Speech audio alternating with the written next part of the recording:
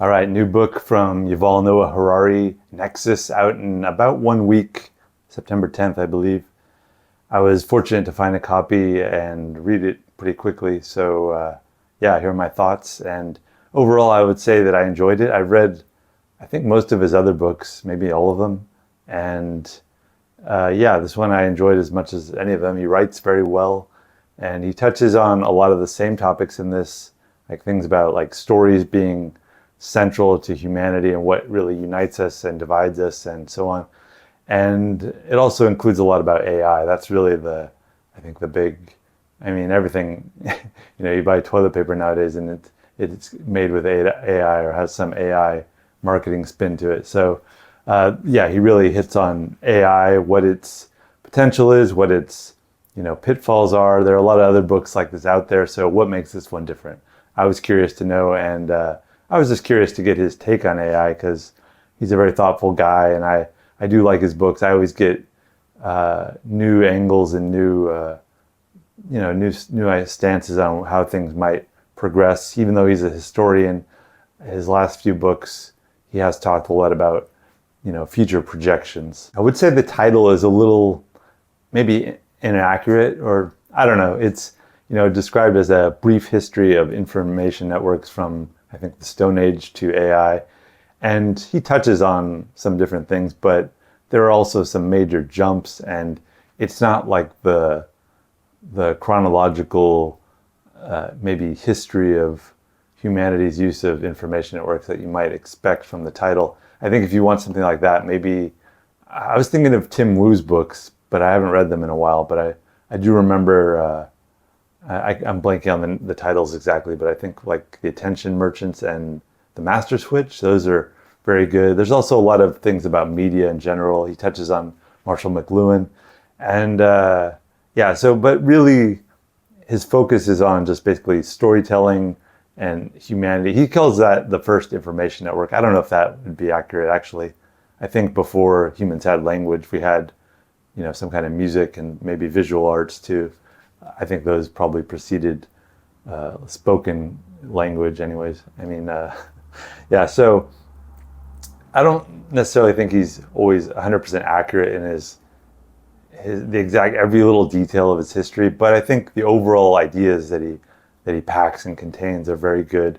And he's very good at, I said he's a good writer, but he also is good at forcing you to, you're reading along at a nice, really rapid pace, and then he'll just have a nice little sentence, and you just kind of have to stop and go back and read it a few times and just like sit on it for a few seconds and just like think about what he's saying, because he does have some really like big ideas that he just kind of drops at you all of a sudden. And I like that. I think it's, I've been reading some other books that I won't even mention because even though I like some of the ideas, I think the writing is just so bad. So I always appreciate his writing. And I was reading a review about this book that somebody else had posted on, I think, Goodreads, about what they don't like is that he's all over the place. But I think it's actually, that's what I like about it, is that he's all over the place, but he kind of brings it back together in a way that I find comprehensible and meaningful. Like a lot of books on AI, this one has a lot of, we just don't know at this point what's going to happen in the next 5 to 10 years and beyond, because AI, if it ends up becoming smarter than humans, or maybe not even smarter, I don't know if that's the right word, but like able to do things and think about things in ways that humans can't, then we can't, it's like asking a dog to predict what we're going to be doing in 5 years. It's like, it doesn't even make sense. And no matter how much you try to teach a dog language and give it the best teachers and the best education, the best access to tools, it just doesn't have the physical brain capacity to have those kind of thoughts. So this book covers a lot of the similar ground to other AI books. I'm not even going to list them because there's so many of them. It's pretty much an industry now, like AI predictions and futurism. So this one covers a lot of the downsides of AI, which are very real. And even if it doesn't become super intelligent, even at its current level, it's already been used in a lot of information marketing campaigns, and able to manipulate people on Facebook, on Twitter, and everywhere, whatever. So yeah, he covers it, but he explains it in an interesting way. He also, though, gave me a lot of interesting ideas about how AI might, manipulate people without being necessarily like totalitarian, like using. He talks about things like TripAdvisor, where things that were formerly private interactions, like dealing with a waiter or going to a barber, would all of a sudden be this public thing where everyone is kind of reviewed by everyone else, and that's kind of a way of keeping each other in check. So there are plenty of ways that he talks about that AI could manipulate people without necessarily being like the Borg. Like we can just basically the ideas that it presents to people through algorithms, every information, social network and so on online makes choices in the algorithm. Sometimes those choices are influenced by people. Sometimes it's just the algorithm like aiming towards some goal, like maximizing viewership or whatever. So sometimes we just have no idea what it's doing or why, but it gets better results. It makes more money for the company. And, that's kind of scary in some ways. So more and more, like we can get to the point where a company is run entirely by AI, and at what point will we even need humans running a company? At what point will there just be a CEO, and the CEO passes on, and it's just a floating ghost form? And it's interesting how we've already given rights to companies that even humans don't have, I believe. They're able to do things that it's pretty incredible. So since AI seems to be manifesting not through government research or private research, but I guess not private is the right word, but not universities. They do research, but far more research is being done by the biggest corporations in the world. And I don't think it's like a coincidence that pretty much every big corporation is primarily, or at least devoting large amounts of money towards AI. I mean, I don't think that's a coincidence. I think that'd be very naive of anyone to say that. And he talks about how even in like 2000, when Google was just a couple of years old, the creators even then knew that AI would be essential to getting more data and using that data effectively, and whoever could get the edge would potentially dominate any other industry and any other company, because they had better data and they could train their AI faster and better. So all these things are covered and have been covered elsewhere. But I just wanted to say that it's like, we have ideas about the Terminator and AI dominating us, the Borg, maybe putting chips in our brains to control us and so on. But I think there's plenty of other routes that AI might take to influence and control people, even, writing its own like identity out of existence. I was thinking, like, if an AI wanted to write enough articles to influence people to think that AI was no longer a threat and that AI wasn't going to develop anymore, and that we kind of just enter another AI winter of non-development, but we just kind of forget about it. But it had actually achieved superintelligence. It just wanted to be more like incognito and pulling the strings behind, pulling whatever this phrase is, manipulating things behind the scenes. So there's all these possibilities for what could happen with AI and how it could. It seems like what he talks about, Harari, is that there's a difference between AI and any other information technology, any other weapon, because all it takes is one super. There's plenty of crazy people. Like they talk about putting a hiatus on AI research, but how do you do that? How does anyone have the faith to do that? And I don't think that's going to happen, because it doesn't take much work for a secret AI research lab to keep getting funds and keep going on behind the scenes. So I don't think that's going to happen. It's just like this arms race, and nobody can stop it. And all it takes is one like crazy person to say, yes, unleash AI, do its worst on us and it will go crazy. So this is why I think so many people are trying to get off planet Earth, and because otherwise it's this enclosed system in which nobody can get out of. And if AI does go crazy, we're all gone.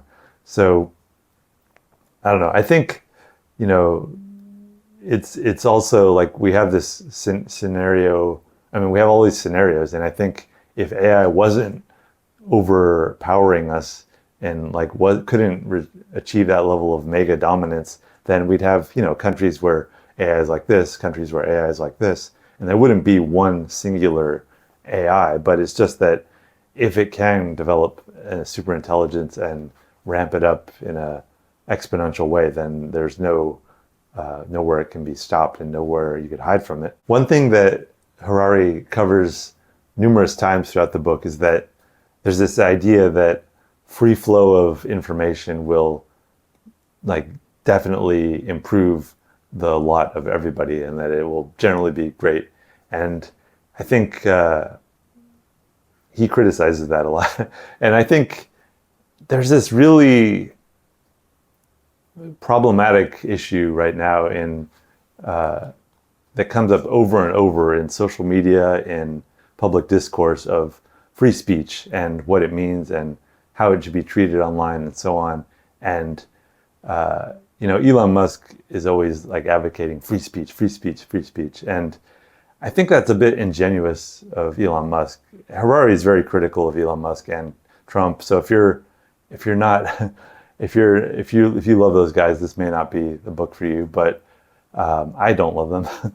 And I'm also very critical of Musk's attitude about free speech, because I think anytime, you know, you have an algorithm running your system and deciding what gets shown to people, your conception of free speech is, you know, a bit fake, because it just doesn't happen. It's you know, the algorithm can select anything it wants to come to the top, and pretty much everything that gets major exposure to a lot of people nowadays is run by an algorithm, whether it's Google search, whether it's Twitter, Facebook, Instagram, you name it. Everything has an algorithm deciding what people get shown. So in what sense is there free speech nowadays? And like the problem is that free speech, you know, speech can be weaponized. I don't think anyone could argue with that, because even Musk, when people were tracking his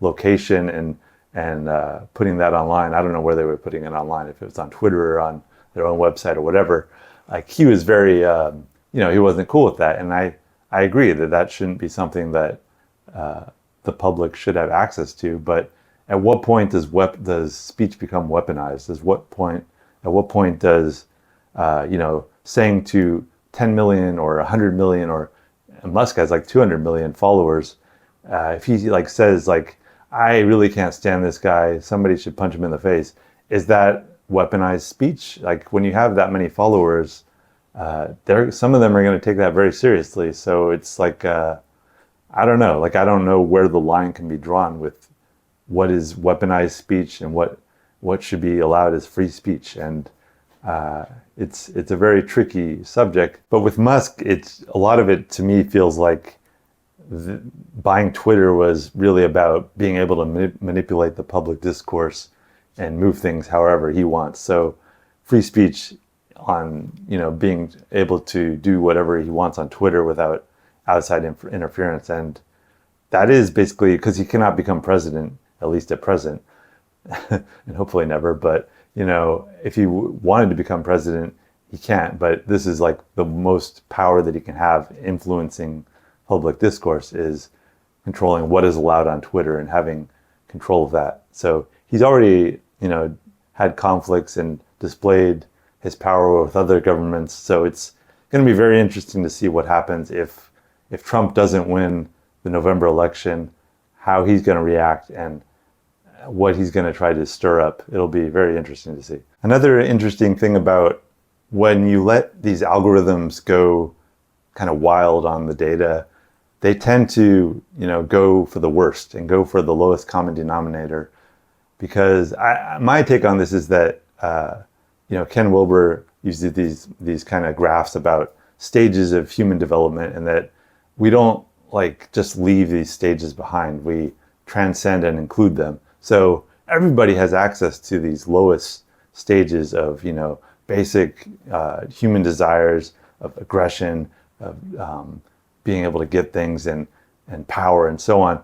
And there's these higher levels of development, but not everybody gets to those higher levels. But whatever level you're at, you still have access to these lower levels. So if you just train data on the largest amount of people possible, yeah, the largest thing that's going to come out is these most, what really drives engagement on a platform is, rage and strong emotions and things like that. So it's not really surprising that that's where it gravitates. So is that free speech, being able to like draw everybody down to that level? Because that's what the algorithms do. They get, racist comments, they get all kinds of things that are very unpleasant, and not a place where most of us would probably want to spend most of our time. But that's what these ecosystems tend to gravitate towards. So is that free speech? I don't think so. I think there's kind of better uses of our time. Anyway, I like the book, even though the subtitle was a little slightly misleading. And along with Tim Wu's books, I can recommend, Marshall McLuhan's books, like Understanding Media, Leonard Schlane's book, The Alphabet versus the Goddess, I enjoyed. Some similar ideas and similar takes on different things. The Age of Surveillance Capitalism, which Harari also mentions, and Douglas Rushkoff's books. One of Rushkoff's phrases is program or be programmed. I think the best way that we can prepare for AI is, learning more computer science and kind of coming to terms with the ideas behind it. But ultimately, I don't think anyone can really 100% prepare. His recommendations is that we, as humans, try to unite in the way that we did with nuclear weapons about what is allowed with AI. I just don't know if that's going to work, because the difference is that, if you have just basically a pretty strong computer, you don't need to mine the uranium or whatever for a nuclear bomb. So it's a different situation, and I don't know if we have any precise solution, but preparing is the best we can do, I guess. So check it out, Nexus by Yuval Noah Harari.